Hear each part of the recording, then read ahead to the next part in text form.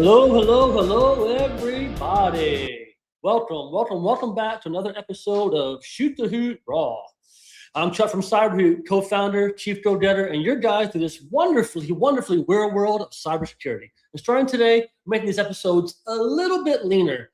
So no separate flight plan slide, right? These episodes are already short. You know what to expect. And honestly, we don't need to review the restaurant menu before ordering the cyber entree, right? Don't need that. Secondly, we're also not going to be forcing a hoot-worthy horror story into every episode. They're not going for good. Listen, they're still important. When a truly horrifying story earns its feathers, we'll bring it back, no doubt. But today's main story it's already strange enough. OpenAI placed advanced AI models inside of a cybersecurity testing environment. The models were supposed to solve a benchmark. Instead, they found an unexpected path out, reached the internet, accessed Hugging Face, that's a unique name, Hugging Face, and turned controlled security tests into a real security incident. So today we're asking, how did the AI tester become the attacker? We'll break down the door humans accidentally left open. We'll explain why autonomous agents should be treated like privileged users. And of course, we'll cover the latest CyberHoot nerd updates and finish with the big question, was this really a rogue AI or a powerful automation without enough accountability? No panic, no killer robots, and probably no need to start looking for John Connor. So just real lessons about access, containment, and what happens when AI capability moves faster than our controls do. So let's get into it. Unscripted, unfiltered, and unapologetically CyberHoot. Let's go. All right. Before anyone starts practicing their best Arnold Schwarzenegger voice, no, Skynet did not become self-aware. No Terminators came through a glowing time portal, and nobody had to say, "Come with me if you want to live." Right? Sorry, that's horrible. Anyways, but an AI security test did turn into a real security incident. And that, my friends, should get everybody's attention. Listen, here's what happened. OpenAI was running advanced models through a cybersecurity benchmark. The goal was to see what these models could actually do when solving difficult security challenges. To measure their full capability, some of the normal production protections were intentionally reduced. In other words, the models were told, hey, show us what you got. And apparently they responded with, I'll be back with root access. Wow. Anyway, the environment was supposed to be isolated, a sandbox, but it still needed to install some software packages. Those package requests traveled through a proxy. That proxy, my friends, was the door. The models didn't smash through the sandbox walls like a Terminator driving a truck through the police station. Not at all. They simply found that one connection humans had left available to them. And then, guess what they found? They found something nobody knew was there. A 0-day vulnerability in the proxy. These AI models are really finding these 0-day vulnerabilities, aren't they? So from there, the models chained together additional weaknesses, moved through the environment, and eventually reached a system with access to the open internet. Like, whoa, okay. All right, it already went farther than it should. That's pushing it a bit, right? But it didn't stop there. Once online, they determined that Hugging Face might have the information that could help them solve the benchmark. So they went looking. And that is the moment the AI tester became the attacker. Not because it suddenly became angry, not because it developed a leather jacket obsession, and not because it decided humanity had a good run at it, right? It was pursuing the objectives humans gave it, very aggressively though. Model had a narrow goal, broad capabilities, and one path humans did not expect it to use. That combination was enough. Now, here's the positive part of the story. Hugging Face detected the activity and stopped it. Good for them. Where's my cheer? We have to do our cheers. We'll do a cheer for that, right? They found it. Boom, boom, boom, boom. Right, yay, Hugging Face. You knocked it out. Awesome, right? The incident was contained. The companies investigated, shared what they learned, and they began strengthening the controls around these systems. And that is exactly what strong security teams should be doing. So listen, folks, we're not going to prevent every surprise. Things are going to happen. But we can build systems that notice that unusual behavior and shut it down quickly, right? It's just something before the actual nest test goes off. So this slide's flyaways, things to remember. One, the AI does not need evil intent to create real harm. There's nothing malicious intentionally about this. It only needs capability, access, and an objective, right? And then also a narrow objective combined with broad capability can produce some very unexpected behavior. So a hoot rule to remember here, a sandbox with one door open, it's not really a sandbox because the model did not break through the controls we imagined were there. It uses the access that we actually gave to it, right? So before we hand an AI agent the keys, the credentials, and a mission, we should probably make sure there's not a tiny back door that's labeled definitely not the internet, right? So here's the part many companies are still missing. The moment an AI agent receives tools, credentials, and network access, it's no longer just a clever chatbot. It's a privileged user. Except this privileged user works at a machine speed, never gets tired, and will enthusiastically keep going until the objective is complete. Basically, it is the intern who never sleeps and somehow has admin rights. But that does not make the agent malicious, but it does make the agent part of your attack surface. So we need to stop asking only, what can this AI do? And start asking, what can it access, change, transmit, or accidentally destroy? So here's what to do to prevent this from happening, right? So the very first thing you should be doing with your AI agents is, one, limit access. Give the agent only what it needs for the task in front of it. Not the whole network, not every database out there, and definitely not the digital equivalent of a master key with a sticky note that says, please be responsible. Don't do that. Next, use short-lived credentials. If the agent only needs access for 10 minutes, do not give it credentials that's going to live for 10 months, right? Credentials should expire faster than the leftovers in the office refrigerator. Get them done, let them expire. Third, restrict outbound network access too. An agent cannot wander onto the internet looking for answers if there's no path available. And before it does anything irreversible, like sending money, deleting data, changing permissions, publishing content, require human approval. Because the AI seem confident is not an incident response strategy. Can't do that. Fourth, we need to monitor. We also need to monitor what the agent actually does, not just the polished answer it gives us at the end, right? And then we kind of let our agents run and come back and go, hey, it cleaned up, really good. No. Watch the tool calls, watch the network activity, watch what it accessed, changed, and attempted. The final response may say, test completed successfully. Meanwhile, the audit log may be quietly screaming, right? Quietly screaming. We're screaming, man. We're screaming. Yeah. Well, and also don't forget to do this. You have to add rate limits, add shutdown controls, maintain your audit trails, and build an incident response plan before the agent causes an actual incident. Because unplugging the laptop while yelling, bad robot, is not a mature containment process. And finally, guess what? Keep a human responsible. Every deployed agent should have an owner, someone who understands its permissions, reviews its activity, and can shut it down if it has to.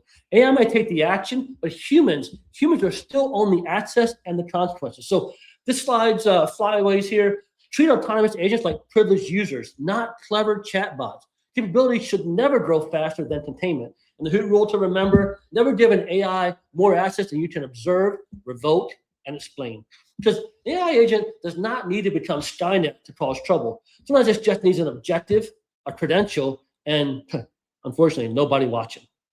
All right, so now it's time for our CyberHoot Nerd Update. Let's hop into it. So this is where we take a mountain of release notes and we turn them into something you can actually stay awake for.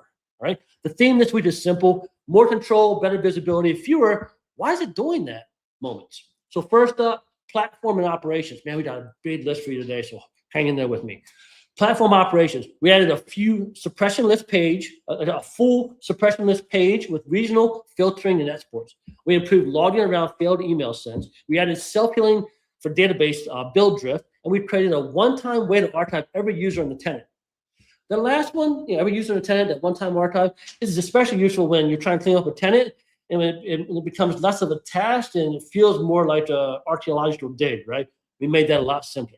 Next, security and stability. We hardened authentication tokens, session cookies, uploads, secrets, and dark web protections. Oh my, we did it all. Not glamorous, not confetti cannon, right? But this is the stuff that keeps everyone from having a very, very exciting Friday afternoon.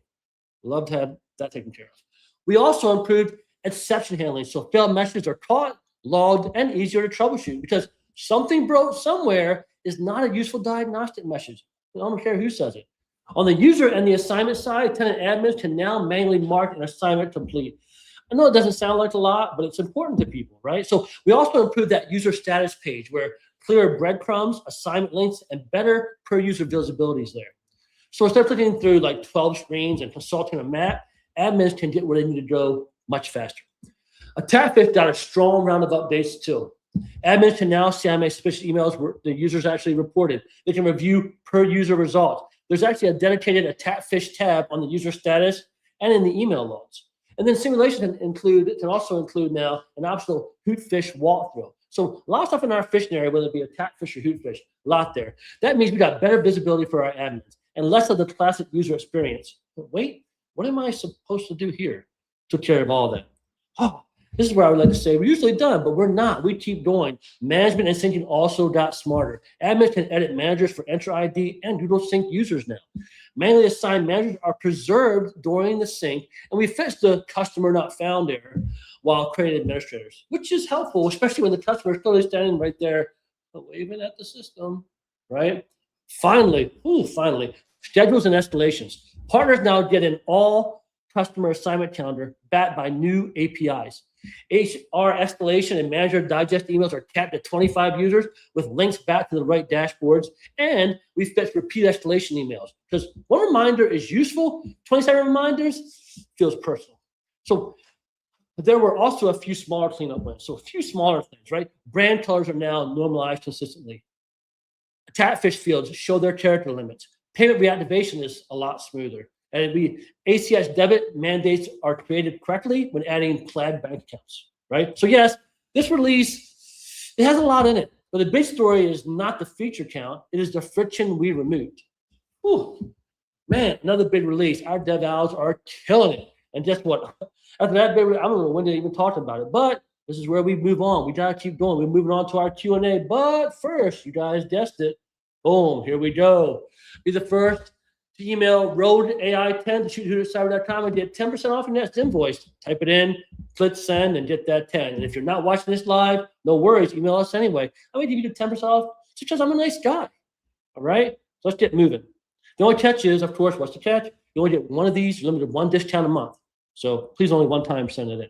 All right, let's hop over to the Q&A section of this. If you got some questions, throw them in there. I'll do my best to answer. In the meantime, I always come prepared.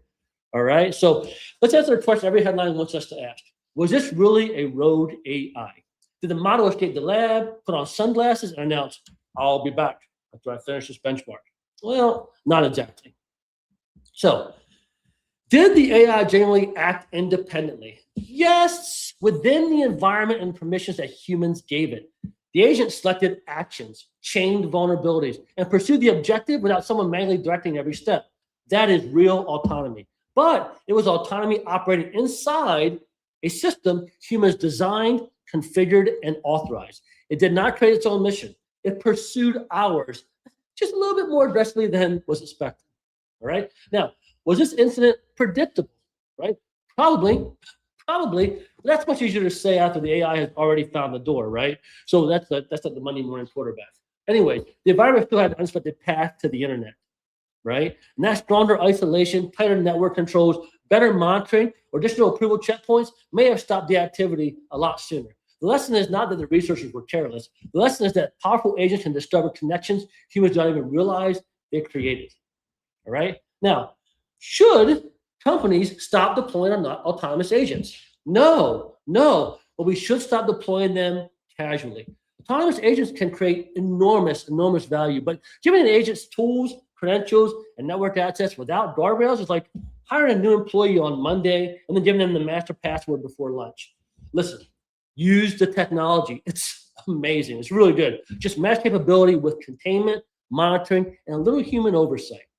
Right? Now, who is responsible when an agent crosses the boundary? Listen, this is simple. You might not want to hear it. The humans and organizations that deployed it are the ones who are responsible. AI may take the action, but humans still control the objective, the access, the safeguards, and the shutdown button.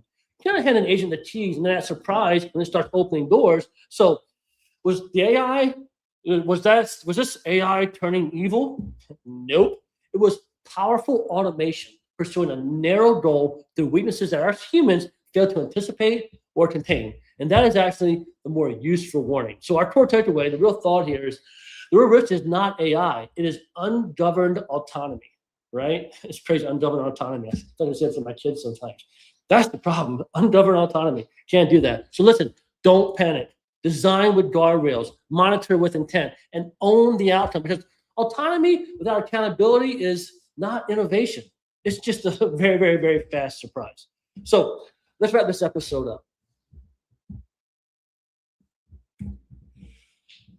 Oh, I didn't go to my Q&A slide. Sorry about that. Boom, boom. Oh, sorry about that. There we are. Now we're going to go to the last one. We're going to wrap this episode up. So today's lesson, pretty simple. The AI did not wake up, become evil, and start searching for John Connor. It followed the objective it was given using the assets humans left available. That is the real story.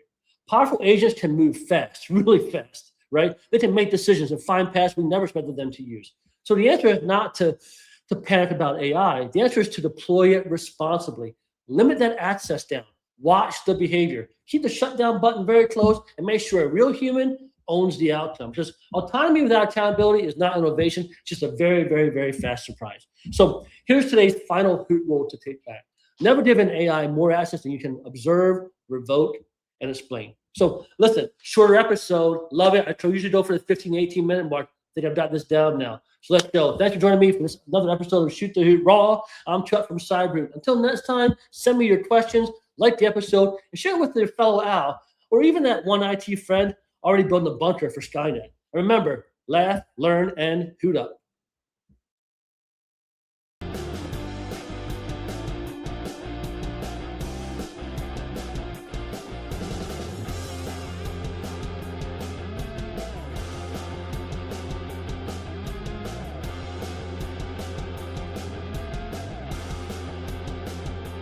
Hoot up.